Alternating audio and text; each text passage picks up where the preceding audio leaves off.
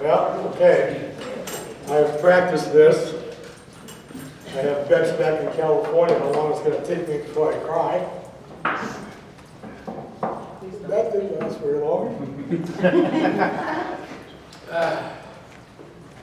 So, for those of you that may or may not know, Dennis's nickname was Buffalo. And that was his CV handle, and I was the blue box. The guy drove a cargo Ford van, dark blue. So I bought from my dad, Kaiser. So, but with his nickname Buffalo, I just have one final tribute.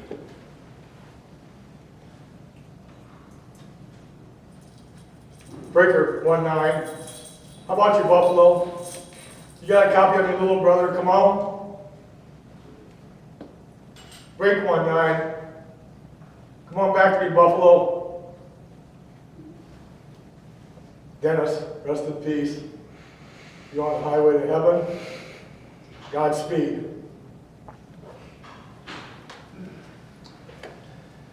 So we're here to give honors to a special guy.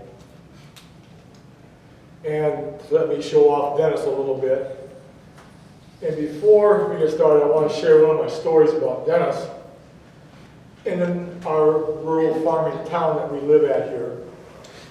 And back in the day, farmers had ways of saying things, little phrases and such, and we've all heard of knee high by the 4th of July. But here's a couple more that maybe you haven't heard, like at planting season, and when it was time to plant. And that comes with the time when the leaves on an oak tree are about the size of a squirrel's ear. And then we've all seen those barns out there on the farms, and some of them are a little bit dilapidated.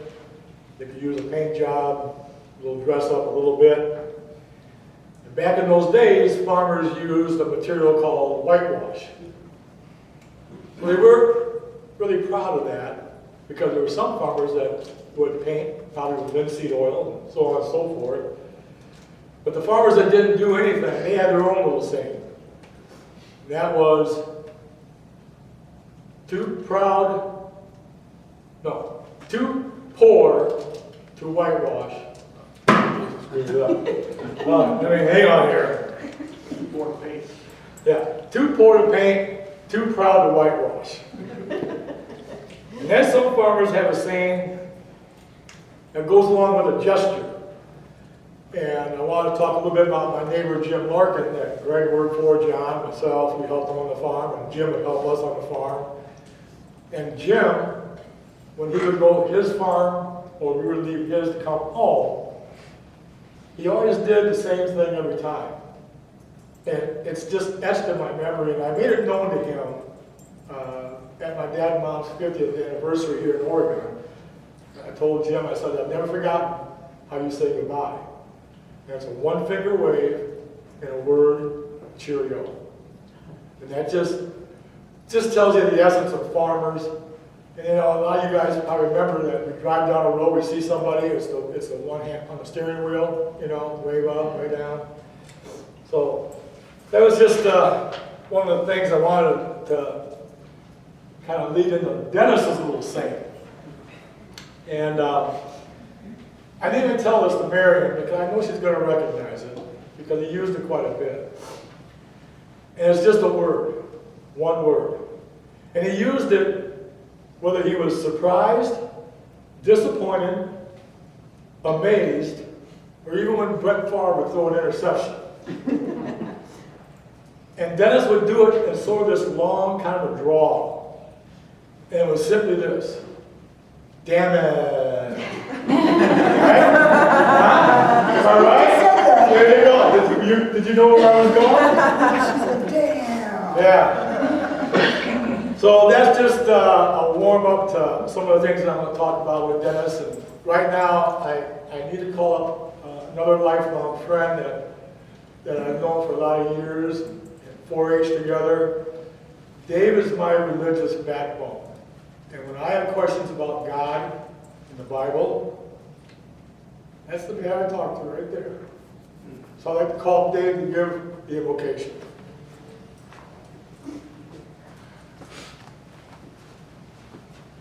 Please join me in prayer.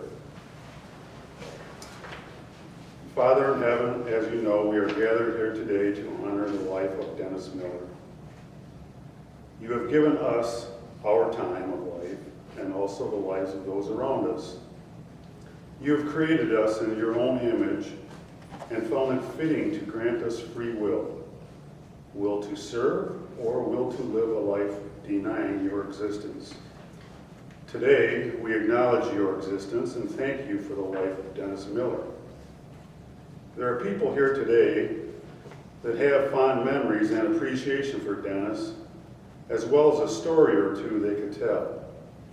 There are people here today that Dennis had fond memories of, and as well a story or two he could or has shared. We thank you for the gift of these relationships. We are grateful for the life of service in which Dennis gave.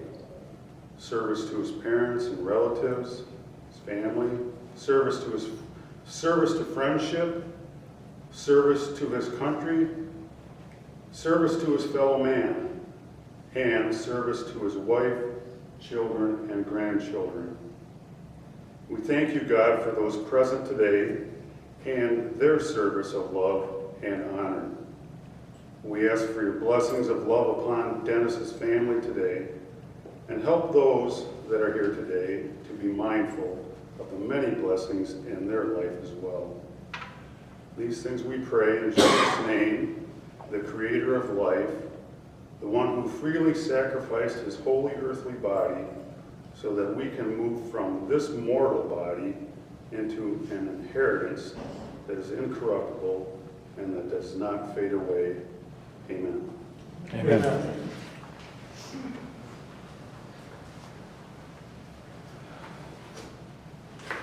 Well, another friend I just met today, but we have friends across the country in his line of work and our line of work in California.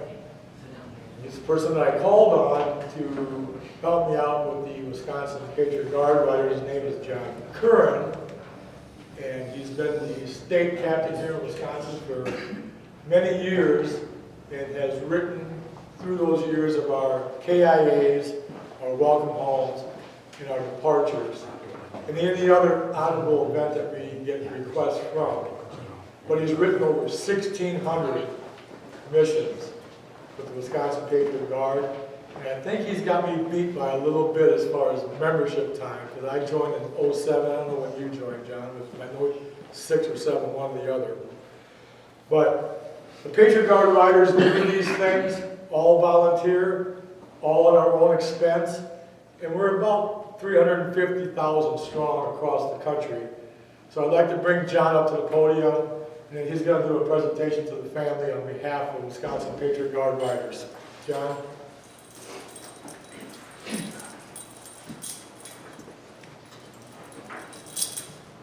Good morning. Good morning. As Ray said, I'm the state captain with the Patriot Guard Riders here. There were actually a few members left in our organization that joined before me. An article was written in the paper years ago. I read it. I was online, joined about 10 minutes later. Less than a year later, I became the 3rd state captain. And like Ray says, I've written out about 1,600 missions since then. I obviously don't get to attend all those. The other people here with me today, and some that knew Dennis, I didn't personally. They do everything for one simple reason: respect. The difference between our organization and a lot of other organizations is we don't have to be veterans. For a lot of us that would have served but couldn't for one reason or another, there are a lot of veterans here, about half of them. And in our organization, it's about half. A lot of people ride motorcycles. It's not necessary.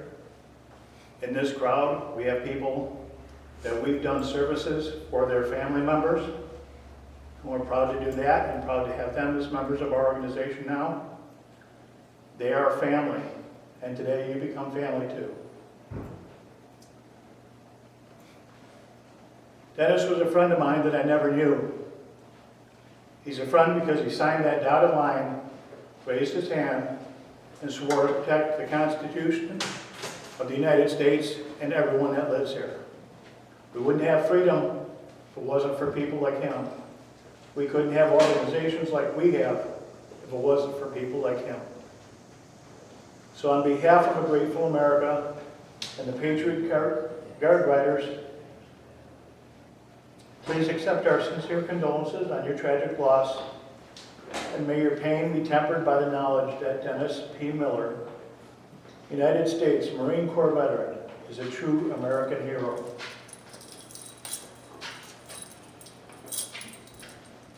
And we have dog tags for the family.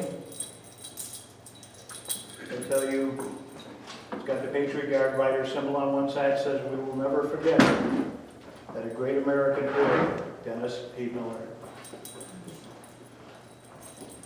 Thank you for inviting us.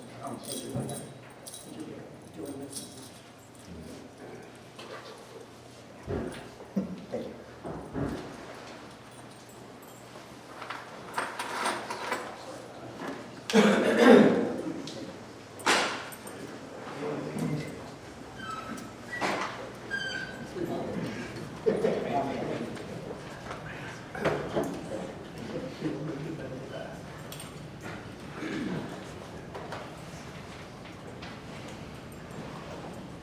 You know, you saw John kind of get a little bit emotional about it.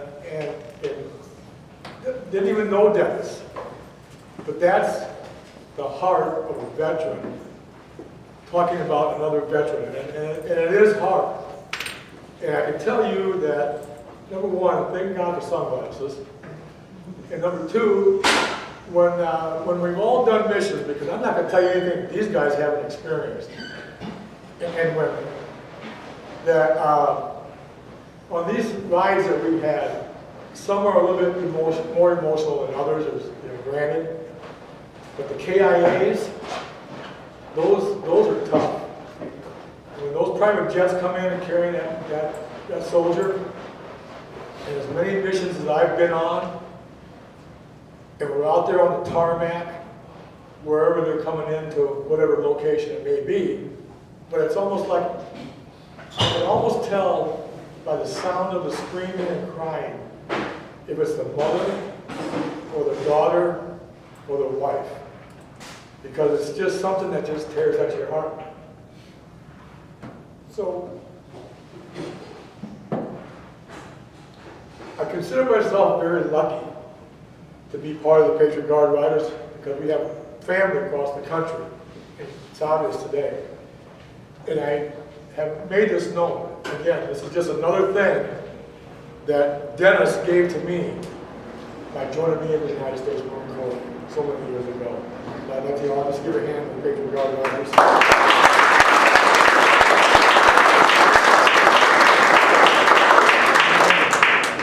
The state captain is not a veteran either. See, there you go. State captain's not even a veteran. And that goes with the flow that you don't have to even ride a motorcycle. I've taken people on my bike because they want experience, but you can go in the car or truck. And we have the horse-drawn carriage sometimes. You know, I live in North, that's Horsetown, USA. Bring the horse. Mike took off, didn't he? The guy in Can-Am, he took off. Oh, there he is. I don't recognize you without your helmet on. Yeah, There's another special group I want to recognize. I want to thank Mike personally, because Mike, we had to take a different route today because of an accident. And Mike led that, and that took a lot off of me because I was already in knots. But Mike,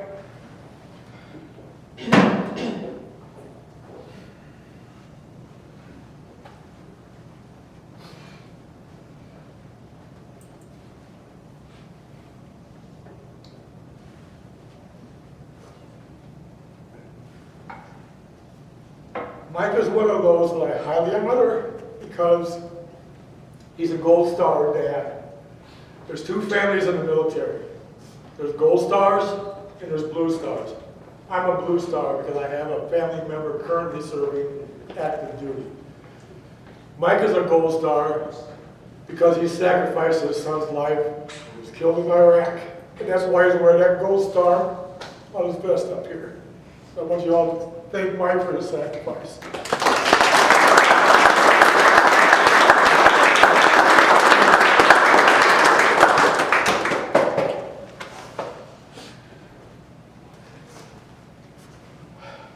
I stopped presenting flags a long time ago because you see how I am. Okay, so Dennis, as you know, was given a life sentence of 2 days or 2 weeks a year ago, July. And of course, I flew back right away. And we got another year on him. And I thank God for that because this organization I'm going to bring up next is a very powerful organization, and it's across the country too, and I'm going to let him talk about that. But we were blessed, Dennis and I, to kind of cap off our lifelong friendship of things we've done together, good and bad, and do that by going on what's called the honor flights.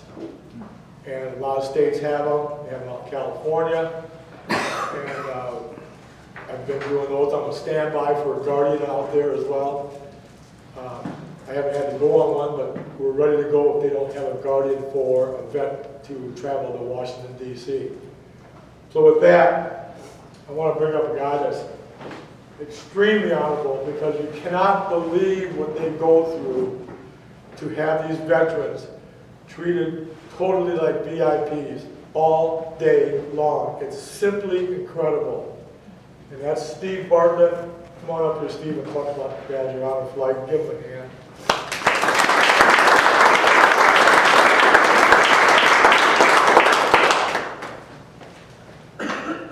Good afternoon. Our Badger Honor Flight has a mission of not only serving the vets that are still with us, but we also attended a funeral for a vet who's flown with us. Even some of the vets who've been on the waiting list who didn't make it.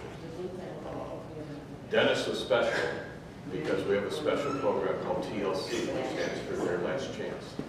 Everyone else flies in order of when their application is accepted. But when we get a TLC application, they fly in our next available flight.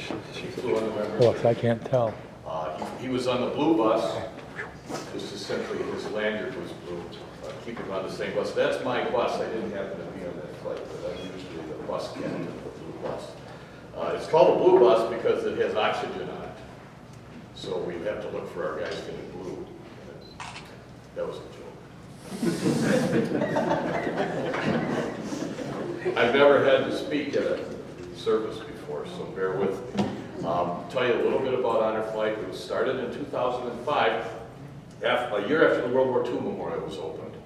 A gentleman in Springfield, Illinois felt it was important that the World War II vets get to see that memorial before their time was gone.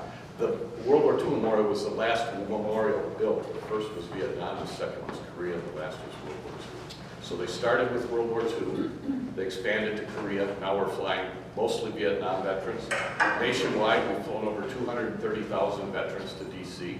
There are 142 Honor Flight hubs, like Badger Honor Flight, in the United States, serving 34 states. There are a lot of people on the East Coast who go by bus, that sort of stuff, so they aren't all flights. Badger Honor Flight started in 2010. It took us a long time to raise the money for our first flight. One of the conditions of the Honor Flight is that the vet goes totally free. Our flights now cost about $110,000. On average, we fly about 90 veterans. They're accompanied by 70 to 75 guardians. Every veteran has to be escorted. If we do not have a vet escorted out of Madison, we have volunteers in DC who will then become the escort for that vet. Amazingly saves us a lot of plane seats, so we can actually fly more vets. We've flown just under 3,200 vets on 36 flights. Our first year we flew 2 flights. We only had 250 on our waiting list. But every vet who came back would tell everybody else about it, and all of a sudden our waiting list would continue to grow. So we went to 3 flights our second year. We went to 4 flights for the next 6 years. Last year we did 5 flights, this year we're doing 5 flights. Had we not done 5 flights, Dennis would have had to wait till spring, which he would have made it. I'm sure. Well, last spring. But we're honored to do this for the veterans. It's a life-changing experience for the veterans. It's been a life-changing experience for me. I'm not a veteran, but I've been fortunate to be on 19 flights. I started with them as their PR director for the first 4.5 years as they're getting their feet off the ground. But I want to tell you a story. Our second flight was in October of 2010, and a friend of mine's father was flying, old high school classmate of mine. His dad was not only a World War II veteran, but he put off college until after the war, and he was a track star in his mid-20s in the college level. But he's a track star. And 3 weeks before he flew with us, he was inducted into the University of Wisconsin Athletic Hall of Fame.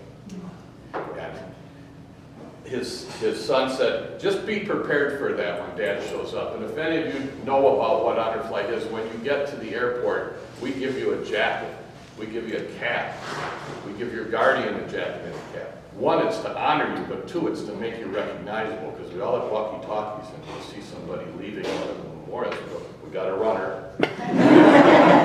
Someone will have to go cut him off. This gentleman, though, came in his blazer that he had just been awarded 3 weeks ago. It had the lapel logo on it. He had a Badger cap on. He didn't want anything to do with our jacket or cap. He came back to the airport. How many of you were at the airport when Dennis came home? Thank you. You know what it's like. This was only our second flight, so there were maybe 2,000 people there. His son called me the next day, and he said, I want to make sure you know what my dad said. He said, so he was inducted into the Hall of Fame three weeks before at the 50-yard line at Camp Randall Stadium at a football game, in front of 80,000 people. Next to him, in the same class, was Barry Alvarez on the same field. So he told his son, standing at the top of the escalator was 10 times as thrilling as being a Camp Randall, because those people came to see a football game. And if you saw the crowd, and I've been to most of the welcome homes, most of the people there don't know of that, but they come back and come back and come back. So I'd like you all to do that, come and see us. You can look online for our flights. We're flying 5 this year, and I guess I'd like, what do you do, what happens when people are coming down the escalator? What do people do? They just, you clap for like 30 minutes, because it takes us forever to get everybody down. So I'd like everybody to welcome Dennis to his final home.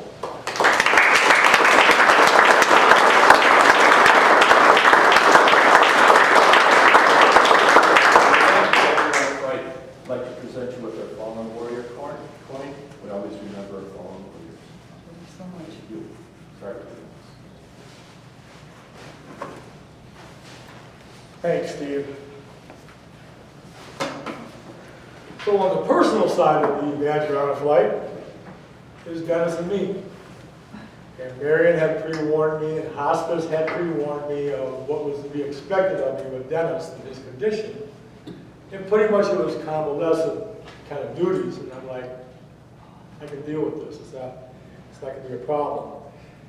But going back to him, how it came, Dennis calls me out there, and he's talking to me about normal stuff and how how guys are when they first get on the phone. They use certain words I can't say here. So we got beyond that, and he started talking about the Badger Honor Flights, and he asked me, I know you're familiar with that stuff out there. I said, yeah. And he goes, so I'm kind of working through trying to get approved to get on an honor flight. I said, well, you know what, Dennis? Do it. Do whatever it takes, but get on there because it's really amazing and you need to do it. So he was, I got a hard question for him. I said, okay, well, what's that? He goes, well, will you be my guardian for me? So we just talked about some more stuff, and I kind of told him, I says, what I do out there in Los Angeles and whatnot. So the conversation went on, so I finally got back to Dennis, and I said, so Dennis, I says, where's the hard question at? You know, so he knew right then, and I knew it was the best way to answer because I know Dennis is not kind of a person who want to put his things on somebody else. So I thought that was the best way to come back at him and let him know that, you know, hey, it'd be an honor to be your guardian. So, and then they wouldn't accept my guardianship in California, so I had to come out here and take the one-day class. Yeah, so we got that handled and whatnot, but and going back to how guys kind of answer the phone to each other, you know, Dennis and I for years have badgered each other like we can't stand each other. But it was our way of kind of showing the love we had between each other and name calling and so on and so forth. So I pick up Dennis at Rainbow Hospice, 3:30 in the morning, and like I said, I've been coached by the nurses and whatnot. We didn't get 500 yards down the street, and Dennis had to throw up. So I'm like, don't worry about it, it's a rental car. You know? Just let it all hang out. You know? So I pulled over, and you know, Dennis did his thing, and I knew, so before I got there, I stopped at the truck stop and I grabbed a bunch of napkins and stuff, so I was prepared. You know. So I got him cleaned up and off we went to Madison. And so we get there, and I get the wheelchair and everything that the hospice gave me, and I roll him into the airport. And I gotta tell you, California compared to Wisconsin, this state rules. Because of the people that were at that airport, just for the leaving portion. They do a bunch of celebrations, and there's some speeches, and there's some, you know, formations and things that are done. But in the meantime, Dennis and I are badgering each other, and I'm kind of like, you know, I got to push this guy around in a wheelchair all day. I can't enjoy the guy. Yeah, you know. And then everything got really good because they came to us and said, because of Dennis's condition, you guys are going to fly in first class. I'm thinking, this is the way to go. So anyways, we had the ceremonies. We head down to Jetway to get on the plane. The plane's all decorated in patriotic theme. And we get on there and sit down, and we're flying. And Dennis is kind of like, talking about how emotional that was on him there in Wisconsin. And I didn't want to tell him nothing. I knew what was going on, what to expect, but I didn't want to tell him nothing. So when we get to Reagan National in Washington, I pushed him up the jetway, and you know, he's in that wheelchair, he's just doing this kind of thing, looking back at me, and he's like, you know, Ray, I hear a band. And I'm like, you know, Dennis, shut up. You are hearing things now. You know, I think that little episode back there by the hospice has got you all weirded out. You know? So I keep pushing them, and we get out. Now here's the welcoming committee of the honor flights at Reagan. All the guides showing you where to go. Come this way. You know, it's just so much VIP treatment, you can't believe it. And yeah, there was a band. And generally a high school band, and sometimes a college band. But they're there playing patriotic music, and of course Dennis, you know, he's kind of like, looks at me, he's like, you asshole. So anyways, I just kind of, you know, let that go and just didn't want to let them know what else was going to be happening. And so they get all everybody grouped up, and we head to the bus area and get on the bus. Now, from that point forward, you are nothing but VIP. They have the Capitol Police out there to escort those buses. There ain't no red lights. It's like one memorial to another. And it's just totally amazing. And then, because of Dennis's condition, we're in the back of the bus, the very end, next to the ramp. And so the people on the bus that hadn't been close to us, they're listening to Dennis and like badgering each other, you know. And they're thinking, man, this guy's his guardian? What the heck is, you know, he hates him.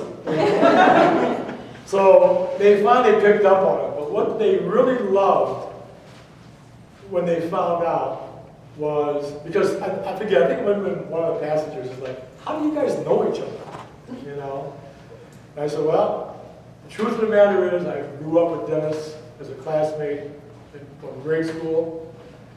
And we were on the wrestling team together. And I said, and Dennis joined me into the Marine Corps. And I have the highest respect and love for him. And this is the way we show it. So he asked me to be his guardian, and that's why I'm here. And so for the rest of the day, these people they just love that story that I would fly all the way up to California to be his guardian, which to them, I guess, or anybody else is kind of like, well, that's a lot. To me, it's nothing. It was just absolutely nothing. So, I think might be, yeah, that's what that's told. So I did pretty good by memory. So, yeah, because I kind of got my timeline a little bit screwed up, but I'm caught up now. So, over here you see on the table these M&Ms. They mean a lot to me, they're going to mean a lot to you. And you've got to empty that basket of M&Ms before you leave. Because I had to drive to 3 Walgreens to get thing filled. You know, one had 1 bag, the next one had 1 bag, and then I hit the jackpot, but the last one I had 3 bags. So, but I know everybody loves M&Ms, and I know I do. I like the peanut kind. But I have today a very special M&M that is a one-off. You're not going to get it anywhere else. You're never going to see it anywhere else. And that special M&M is Dennis. And the reason why it's Dennis is because we have his wife, Miriam, and his daughter, Melanie. The 2 M&Ms. They're going to come up here and speak to you right now.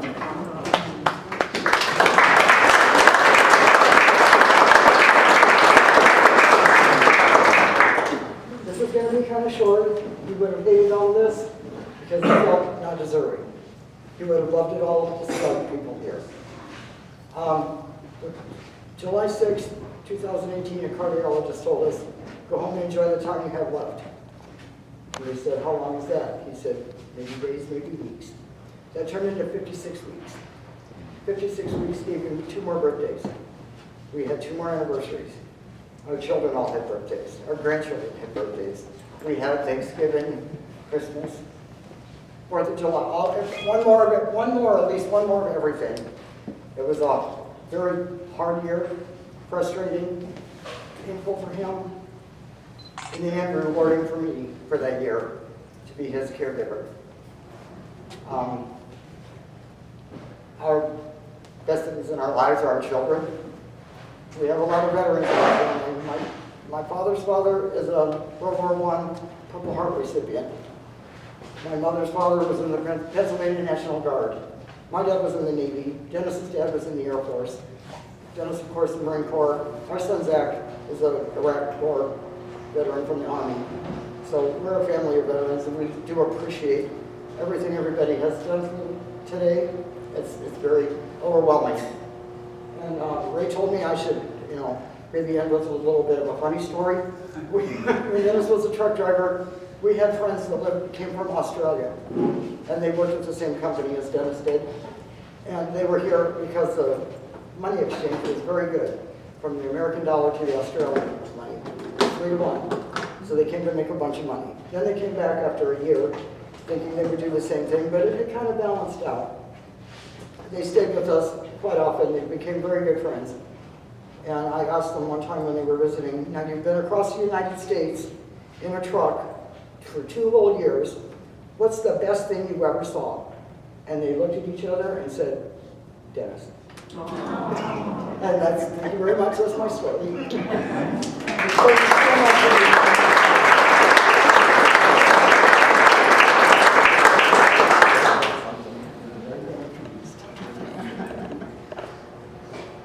I'm probably going to be a lot shorter than that. I just want to say thank you to everyone for being here. I didn't realize, I guess, how many people like my dad. So that's pretty cool. tell everyone, I really wish we had known Ray while we were growing up. Unfortunately, that's just not how life worked out for him and Dad, and they just kind of went their separate ways. But thank you so much for everything you've done over the last year. I know that your friendship always meant a lot to Dad, so I know this all will mean a lot to you too. So thank you, everybody.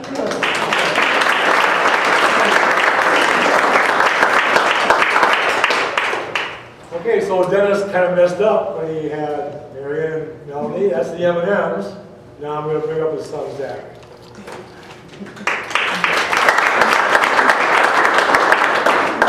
Hi everyone, thanks a lot for being here. I didn't realize any of this was happening.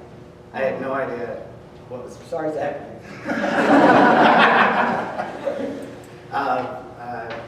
Thanks for doing everything that you did. Thanks to the guard, what do you? Richard Gardner. Yeah, that was a really beautiful ride with them on the way here. And the Marines that came here, that was unexpected too, that was great. Sort of followed the same footsteps, joined the military right after high school like my dad did. I was in the Army, 2nd Cavalry Regiment out of Germany. I spent 15 months in Iraq, came back to the United States. I worked as a cook for a while. I was a cook in the Army. I didn't make any money as a cook, so I got a real job. I work at Dane County 911 now. If you call 911, you might have talked to me. I work in the dispatch as well for fire, EMS, and police. Been there about 5 years. Really thankful for the last year I was able to have with my dad. We've kind of grown apart, and it was nice to have that time to reconnect. Again, thanks for everything, and that's all I got.